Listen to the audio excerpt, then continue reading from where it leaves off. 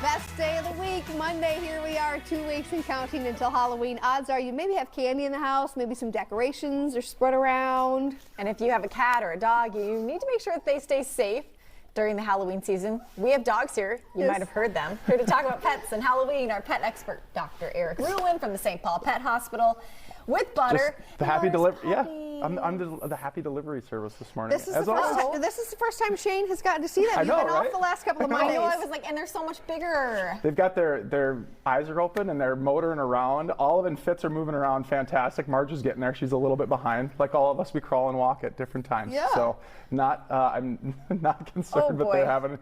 There's a little more mess to clean up. There's a little bit more mobility here. But yeah, it's Halloween coming. It happens, right? Yeah. It's Halloween. Yes. Butter is, I don't know if she's excited, but she is wearing some headgear. The least anxious dog I've ever owned. So she does great with like costumes and dressing up. To be honest and frank, we are not a huge Halloween family in our house. Yes. Growing up, I wasn't a huge Halloween goer. Some people and some viewers out there, I know you guys are, hardcore about it, and I think it's always a good time to just take a moment and think about Halloween from the perspective of a dog. Some people don't like Halloween because it scares them, and if some people don't like that, you know that a lot of our pets probably don't love it either. So let's start with the dress-up thing. Yeah. Yay or nay? Yes, I mean, try it out. Whatever costume you want to try it out on your pet. Two things to be really, really, really concerned about. Watch your pet when you put it on first. If a dog starts panting or starts licking themselves in kind of unusual spots, that is a sign of anxiety that they do not appreciate or like this, and that they probably want to take this off.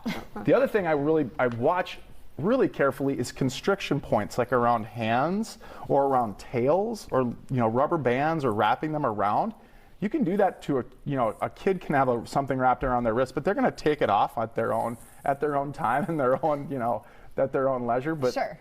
A dog can't do that. And sure. Some of the worst times I've seen pets have to have a leg or a tail amputated because something was left on too long. Oh, wow. Okay. So be careful of that, and just, short periods of time, it's okay, but watch for panting specifically. That's a big one to show that a dog is really, really anxious. Okay. Not enjoying it. Okay, No. we all know candy, not a great idea for dogs. We've heard many times chocolate is a problem. But chocolate's a big one. That's probably the bigger issue. Milk chocolates are toxic, but they got to be in high volumes. Okay. Of course, there's a ton laying around right now, and you get the neurotic lab that wants to just go into the bowl, and they start figuring out that they can get into it. A lot of times it's the wrappers and the bags that actually cause a problem. The other big issue, kind of a surprising one that you may not know, is xylitol gum. Sugar-free gum. A lot of people pass out gum for Halloween, and gum can cause a compensatory drop in blood sugar and kills probably more dogs than chocolate does. Really? Wow. So be careful of that one too. That's a really, really important one. Yep. Okay, are they giving a kiss to each other? What's They've happening? started playing, and it's so funny. I'm sorry, I know we're supposed to be talking about They serious usually will topics, pile but on Marge for a little bit. I'm sorry, Marge, let's I get got in here. distracted. And Marge is still learning to walk. Yeah.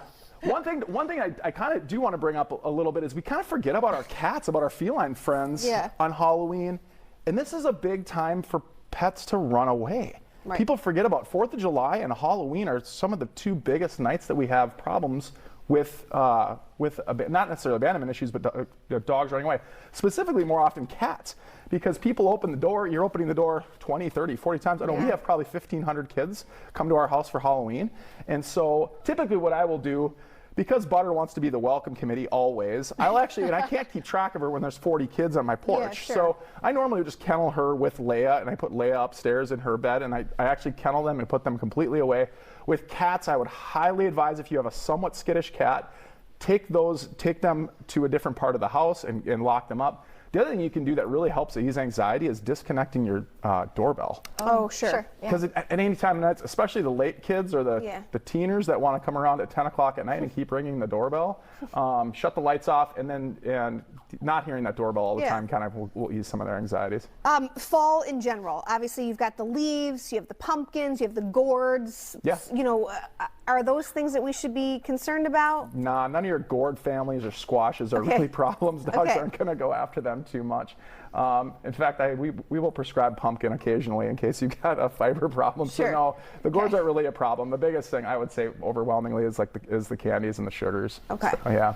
Leaves are good? Leaves are fine. Most dogs don't get after it too much. It's the stuff that's hidden underneath the leaves. It's the dead squash squirrel or the, you know, that kind of stuff. Yeah, yeah. Yeah, our That's foster really good pup stuff. really likes leaves more than toys and anything else. Yeah. Keep finding him in the house. It's cheap. They come by house. I know, I'm like, is that okay? That's good to know. Okay, how about other decorations? No, you know, there's really not too many of the decoration things. I would say that it was kind of funny this morning. I picked up a prop for us for Butter, and Butter absolutely lost her mind at this skeleton monkey. Right next set to it you. up. Of course, we set it up next to the puppies, which was not meant to be scary. You know, that was probably not great on my part. I wonder But why she was scared, won't Dr. play it Eric. again That for thing is everybody. terrifying Yeah, for I know, adults. It's terrifying to me too. Yeah, you're right. And when you turn it on, yeah, the eyes flash red and it does its Yeah. little thing. So it gets a little scarier than it is maybe right now. So a couple things, you know, before you know, you got a little bit of time before Halloween here. If you're a veterinarian, if you know you've got a really anxious dog, please make sure that your dog has anxiety medications if possible. If they're taking them, pre-medicate before that, even pre-medicate the night before. And another quick reminder is, you know, this is a time when I said a lot of pets run away. Make sure your pets have got microchips. If they don't have them, make sure that they've got them in and got them activated, and that'll be a really, really good idea too. So, Yes, good stuff. Dr. Eric, as always, yeah, thank you. Thank you very much.